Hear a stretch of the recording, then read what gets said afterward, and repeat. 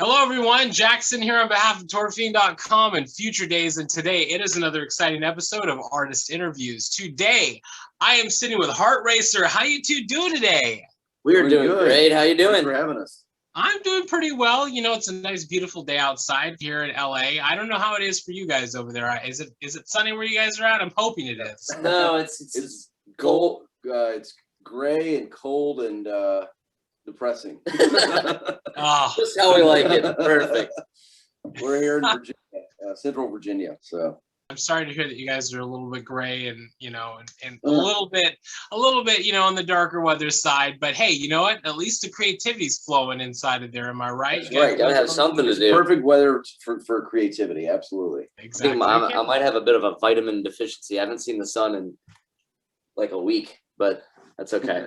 That's why we did Summer Gold. We'll get to that. That's awesome. That's right. And for everybody out there, that's what those songs are there for. In case you don't have a sunny day, put that on and you'll have exactly. That's right. So today we're going to ask you guys a couple of questions and see where it goes from here. You guys ready to get into it? Let's do it. Ready. Do it. What are three of your guys' most memorable moments from a musical career? We had the fortunate experience of we have a local radio station that really took a liking to us and was able to put us on some really great shows here in town. And one of those shows was the opening for a band called Walk the Moon.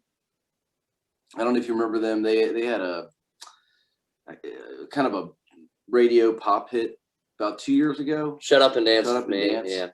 Yeah, but it was cool because they gave us a 45-minute set as an opening local band here in town. And I would say it was about close to 2,000 people, somewhere between 1,800, 2,000. So we were able to get a lot of exposure with that show. And it was back when we felt like more of a local band. Now we don't really consider ourselves a local band anymore, but yeah, that was really helped us kind of get our foot in the door, and just the crowd seemed to be really into our music, which gives you a lot of confidence as an artist when you're playing in front of people that have never heard you before and they're like really seem like they're into it. So yeah, playing with Walk the Moon was awesome. We played with Third Eye Blind, we played with Future Islands, but yeah, I would say most of our memorable moments come from just awesome shows we've played, because we played with some really awesome artists. We played with The Night Game. The Future Island show was I think it was one of our first shows ever. I think it was our first. Maybe it was our first show ever, and that was right before they did their David Letterman thing. So they kind of blew up. I mean, they're already kind of big, but they blew up once they did that. Did you ever see that performance of this? I did not. I did. Oh, you have got to see it. It is really quite something. It's funny. It's pretty funny. That's awesome. You know, those you're right. Some of the best moments do come from playing with live, with all of these talented artists and musicians out there, because it's like, being able to get that moment where you kind of go, okay, well, I get this 45 minutes to do and share all the stuff that we have inside and just kind of lay it all out there on the stage. I mean, it's funny how when we look back on these moments and these memories, we kind of go like, wow, I can't believe that just, just kind of fell in your lap right there. And you just kind of go, well, we just did our best and we made it work, and look at where we're at now. So, I mean, like, being able to play with all these artists really kind of gives you a very good perspective and love for the craft that you guys have honed. To go back and live in those moments, that's one of the best things about being an artist. Yeah. Well, it's cool too, because like for me, songwriting is such a personal thing. So you don't really know how it's going to connect with people until you play, So it's kind of cool to see that transition. And I think that's why I miss live music so much, is because you're taking something that's very personal and it's going from the personal to the interpersonal. Yeah, exactly. And you look out there and you see somebody crying and you go, I did my job. I affected that person emotionally in some way. And seeing people to sing the words is quite something. Yeah, I don't think I'll ever get used to that. Yeah, that's true. I mean, I'm sure, like when you're out there and you see people singing along with you, you have that moment, you kind of go like, wow, I did it. People actually know these songs word for word. That's right. That's such a great moment. Yes. That's kind of one of our, I guess, as a band, I would say one thing we sort of take pride in, I guess you could say, is that like we love the synthwave elements, but more like almost just as important, we want to write songs that you can sing along with, you know, big choruses, and just big hooks, good pop songwriting. Yeah. Yeah, because it's all about inclusion, you know, bringing everybody in, being able to feel like they're a part of what's going on up there too. And, right. You know, that's what it's all about, right? And it's, for us, if you think about the 80s and the love for the 80s music, like that's what it was really about, was like just so many good songs. Like every number one pop hit that I can that I love really comes from that decade. So exactly, big choruses, big music, big emotion, all of it. Yeah, right. Not holding back, just like unabashedly, like just doing what you want to do, and you know, exactly. And it comes through in a lot of that those big hooks, and you know, we love the Outfield. It's one of our favorite bands. Another memorable moment, I would say, aside from playing live, was the opportunity to come out to LA and record at the legendary Sunset Sound.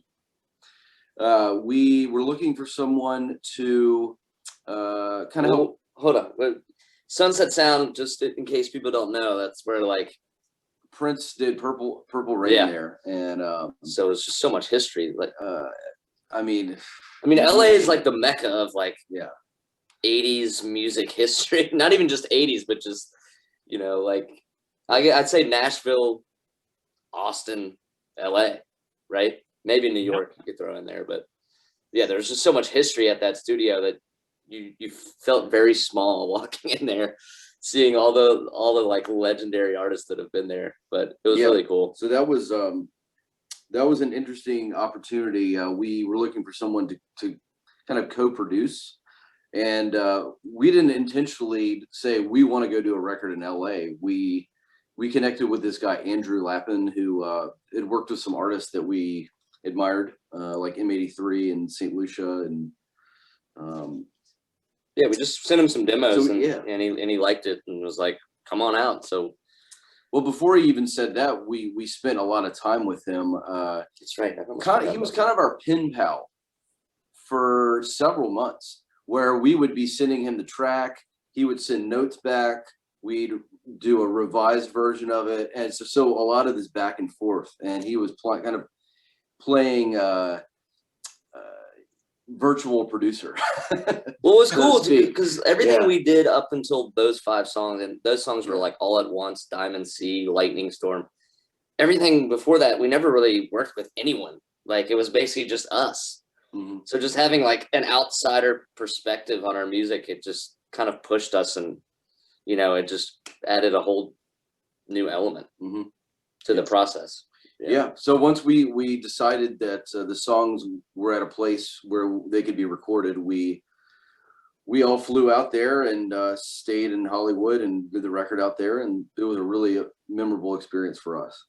And Chip, I was out there for 15 days. You were out there for how long? Maybe 8 or 9 days.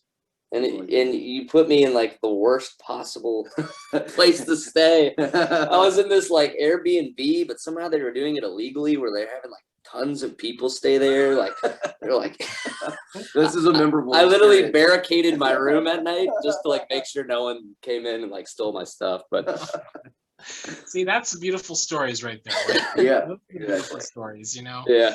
And you guys being able to come out here and do that, just a memorable experience. I mean, you being able to work with somebody who's helping you produce this stuff. It's like it elevates that music to a whole other level. Like, you could definitely hear, you know, your sound, you guys' sound over the years, you know, that I've been a witness to, is you guys have these influential changes here and there, but it never goes too far from the core. You know what I mean? You guys have this very solid core and a very awesome attention to detail in you guys' music.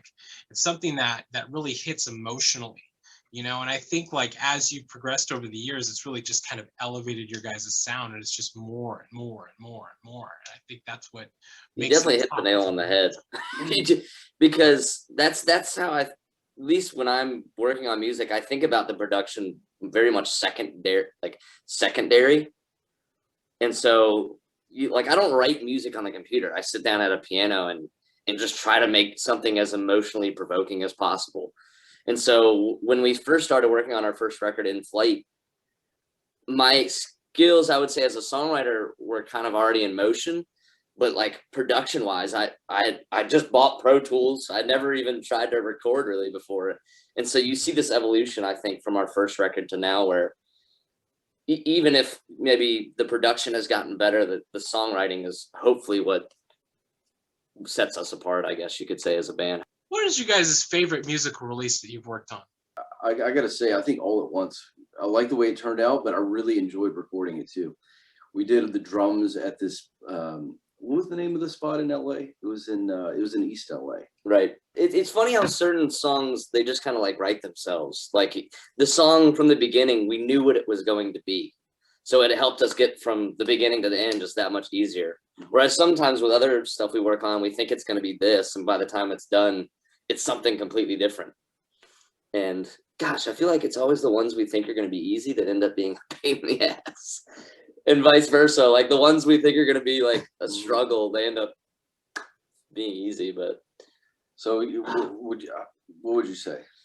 I really like the way I like Diamond Sea a lot. I just like the way it turned out. And I'm a sucker for slower ballads anyways. So yeah, I like Diamond Sea a lot. And I've also really enjoyed just working on this new record that we're working on right now, because we haven't done a full length since 2012, 13 or something. Yeah. And so we have a third member that has joined the band. When did Wes join? Maybe close to 2 years ago. And he's, working with Chip, who's my brother. We think about music so similarly that it was tough to find other artists, I would say, that like, the synthwave thing wasn't that big back in like 2013, but Chip and I were like way into it. In Richmond, that was still so focused on. It started really when I first heard Anorak and Tesla Boy. Yeah. And a lot of the old Valerie stuff. We were like, we're going to start. And what was the guy on getting into this? College. Yeah. I got into college. Yeah. Yeah. Mitch Murder, obviously. I mean, that music right there. If these guys were trailblazers. I mean, they weren't doing that. It's like it wasn't even really called like synthwave at that moment in time. I think it was just like sort of Outrun. Kind of like it was like Outrun, yeah. But it was like that coming out of that electro funk kind of area with that huge attention to the 80s, and it was like it's amazing to see how much it's elevated since then, because you have your Future Cops, you have your Laserhawk, you have your College, and you have Anorak, Tesla Boy, these amazing artists that helped propel this style forward, and it's been around for a decade. Oh yeah, at least. And you could argue that the biggest hit of 2020 was a synthwave song. I mean, that Weekend song is basically a synthwave song. Yeah. So he's using vintage synthesizer on that single for sure. Chip's obviously the guitar player, but but yeah. So that kind of blew my mind that it got brought that far into the mainstream, sort of. So yeah, it seems like it's seeping into every facet of life, and it's like, but getting back to you guys and your writing process and the things that and the memorable release that you guys have, one of your favorite releases, like if you look at the comparison between those two songs that you guys were talking about, yeah, you can definitely see that like one side of it is like, I mean, even though that emotion is still there, because at your core you guys are really driving that emotion home, you could definitely feel that really big heart in those songs, with what you guys put out. I mean, you guys, when I listen to your guys' music, I kind of go, man, these guys have really got it. They really hit me in all the right places. That's and awesome. I think for a lot of people, they really feel that too. I mean, you guys really know how to punch those synthesizers and punch those riffs, and it really just To everybody out there, if you guys haven't heard Heartracer, go check out Heartracer because these guys are amazing. You know? Thank you. And part of the, I think why you're feeling that vibe is because we it's all in the influences. We listen to tons of obscure. We listen to really good music. I don't know what you guys are listening to. No, but I mean, we're into, you know, Peter Gabriel, we're into the Outfield, we're into the Fix, we're into Aha, we're into all kinds of bands from that era, and we take sounds from those bands. And but again, I think you hit the nail on the head, because it's like, I mean, I think that's the one thing that was missing a little bit from like the earlier synthwave stuff, was the lack of like really a song, like in some of the college stuff, you know, like the vibe was there, but there was no maybe like pop song. And so I think Heartracer, like our goal from the beginning was to kind of combine those two forces to see if we could create, you know, something original. mm-hmm. You guys definitely have. You guys have definitely done that, and for sure, I can tell you guys right now, you two, yeah, for sure have done that. What was the drive behind getting you guys into making music and performing? Well, Chip has a PhD in philosophy, so he's just miserable all the time. And the only way to alleviate his suffering, no. So he was out in San Francisco working on his dissertation, actually. And I grew up watching my brother Chip playing bands and stuff, which is why I guess got into music. And I just started working on the songs that became In Flight and sending him ideas, and he would send stuff back. And then when he moved back, we just kind of grinded that record out. And but yeah, I mean, I think the drive behind music, just making it, it's just a cathartic experience for me. I think, like my wife tells me, if I'm not doing music, I end up miserable.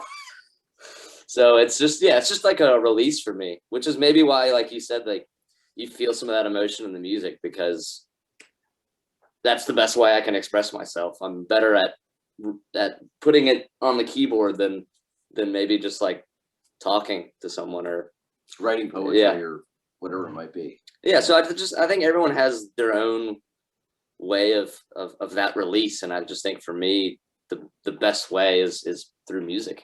And I think for performing, not only making music, because plenty of people make music, we really enjoy performing.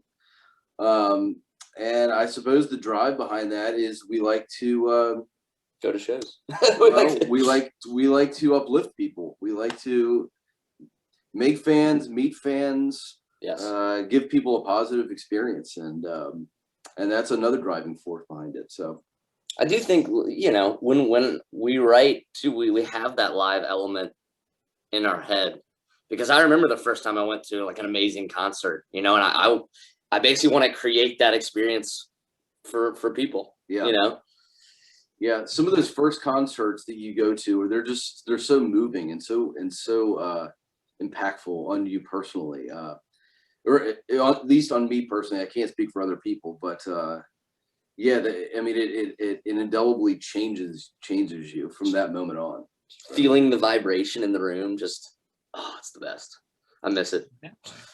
It really is that electric atmosphere. You know, you guys being able to get up there, pour your heart out, pour your soul out, leave it all on the stage. Like, that's what it's all about. You know, as many performers out there, we know exactly how that feels, like commanding that energy within that room and helping to make everybody feel like they are a part of everything. Yeah. That is a big drive, you know, like being able to flush out all of that emotion that you have built up in a creative way, in a very positive way. Mm-hmm. is what helps you, but it also helps so many other people out there, because it helps to inspire them. It helps to help inspire them creatively, to kind of lend their sound and their voice to something later on in the future. Yeah, right. I think the best shows I've been to, like within the first 30 seconds of them playing, you know that it's going to be like basically an emotional roller coaster for the next hour, and everyone knows it, you know, and they feel it. Yeah. And if it doesn't kick off like that within the first 30 seconds, you know that you probably should have sold your ticket or got your money back. You're like, I'm gonna go to the bar. Exactly. Chip tends to do that anyways. What are you guys looking forward to accomplishing the most moving forward? Well, the CEO of Live Nation apparently today said hopefully full-on concerts by June. So we're looking forward to playing, and we have songs that we released a year ago that we've only played live once, you know?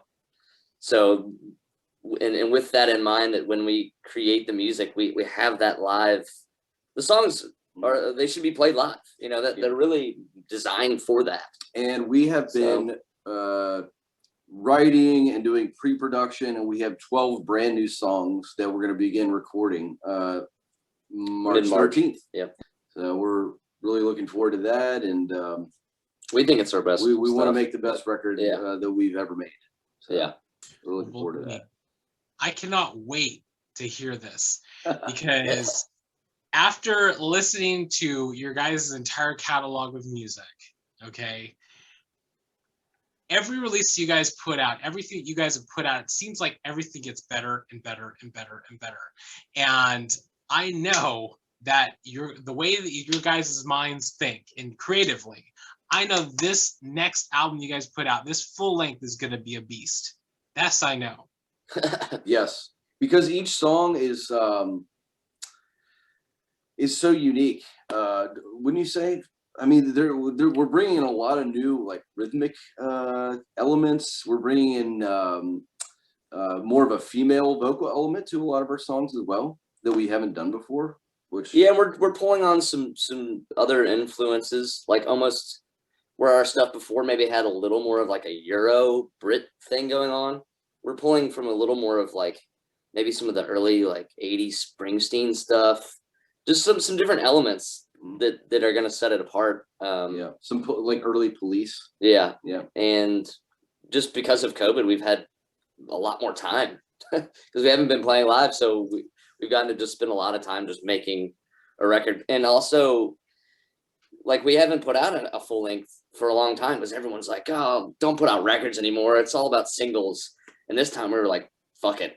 I want to put out a record. And so, and I'd like to press vinyl on it too. So, all those vinyl lovers. That would be great. That would be great to have that tangible copy. You know, that tangible. It's all about the tangible. I just started collecting VHS tapes. I know about it.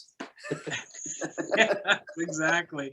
I mean, you know, that right there. I mean, you can hang it on the wall and be like, "Listen, I did that. I put my heart and soul into that. That is something that was been created from me."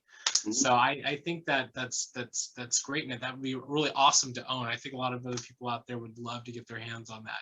And above all, I would love to see you guys do a tour. I would love to see you guys come out here to LA and perform back when we can do concerts again, because I think it would be freaking electric, man.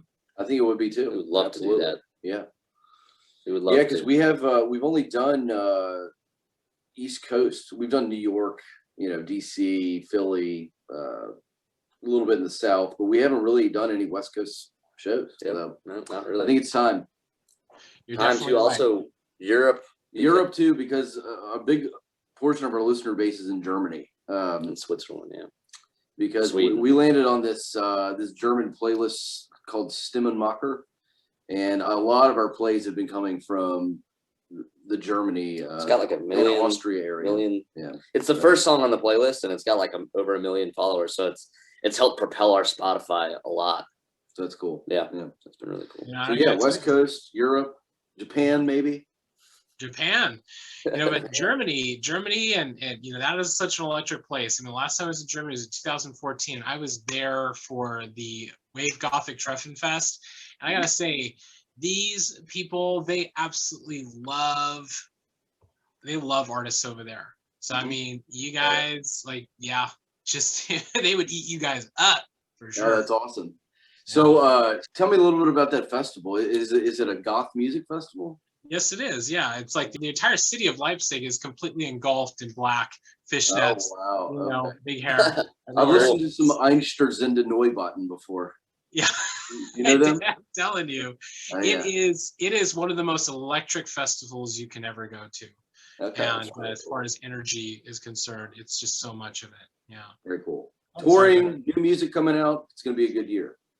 Yeah. Definitely right. What positive message would you give your fans out there? I mean, I think the most positive message is that we are going to be playing shows hopefully soon, you know? Live music is coming back. Hopefully I think June or July. And then we're going to have so much music just in the pipeline, like that we can play. Like we're going to have, because of that new record that we're putting out, we're going to have just, our repertoire is going to be awesome. So, and we did the Maniac cover, which we really enjoyed releasing, actually. That's probably one of our favorite releases. We had a lot of fun making that. Yeah, so I would just say, hopefully, you know, going forward, we're going to be able to do this thing legit live. So that's going to be awesome. I'm looking forward to going to see some more concerts too. So yeah, we had Nick Cave tickets that we really didn't get to go. Yeah. So the return of live music, it's happening. That's the message. Yes. Exactly. The return of live music. Wise words right here, everybody. I'm telling you guys, live music's going to be back. It's going to be even bigger than it was before, for sure, because everybody wants to get out there. Everybody wants to do stuff. If you are at home, you guys out there watching, if you're at home and you're feeling those feelings of you missing that, just keep holding on, because when it returns, you guys are really going to get an amazing treat, because guess what? All of these artists out there who are creating and building right now during this pandemic, right now when we can't do these shows, are really preparing hard, because when it does return, it is going to be off the chain. And it's going to be an explosion of new music. Everybody, you are going to get your money's worth and then some. You're going to get dinner and a show. You know what I mean? Yeah. There's definitely going to be an explosion of new music. Like, and we think that our timing is going to be awesome, because we feel like this record is really, you know, we will have spent a lot of time on it and it's going to be done, and then we're going to get to go play. Hopefully. So we're trying to time it well. Yeah. Well, you know, your perfection, that's where it's at, you know, trying to put all the creativity and all the beauty and the heart and the soul into it. And that's what makes an amazing record. Thank you guys so much for taking the time to sit down today and do this interview. Thank you to everybody who tuned in to watch us have this conversation. If you guys like this video, be sure to like and subscribe to our Fiend YouTube channel, as we have many more awesome artist interviews on the way, just like this one with Heartracer. Thank you guys so much. And I look forward to seeing you again very soon. Thanks so again. Much. Thanks again. If you guys have not checked out Heartracer, go and check these guys out, because they are making some amazing music with awesome feeling. And if you guys are searching for feeling, these guys have got it. From me to you guys, top-notch stuff. Thank you. Good stuff. Thanks.